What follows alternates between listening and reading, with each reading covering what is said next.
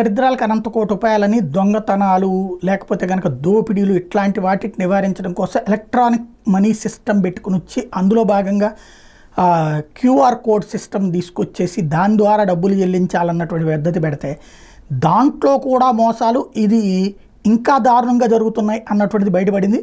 దేశంలో ప్రతి ఏటా ఇలాంటి డిజిటల్ చెల్లింపులు పెరుగుతూ ఉంటే డిజిటల్ మోసాలు కూడా పెరుగుతున్నాయి అన్నటువంటిది కేంద్ర రిజర్వ్ బ్యాంక్ తేల్చి చెప్తోంది.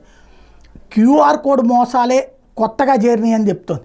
రిజర్వ్ బ్యాంకుతో పాటుగా జాతీయ చెల్లింపుల సంస్థ ఈ డిజిటల్ మోసాలు అరికట్టడానికి పిన్ నెంబర్ ఆధారిత చెల్లింపులు, రోజువారీ పరిమితి విధింపు వంటి అనేక చర్యలు ఎప్పటికప్పుడు చేపడుతూనే ఉన్నాము అని చెప్తోంది. అయినా 2023లో దేశవ్యాప్తంగా ఇంటర్నెట్ బ్యాంకింగ్ మీద 317 అవగాహన శిక్షణ కార్యక్రమాలు నిర్వహించినా కూడా క్యూఆర్ కోడ్ మోసాలు జరుగుతూనే వచ్చినాయి.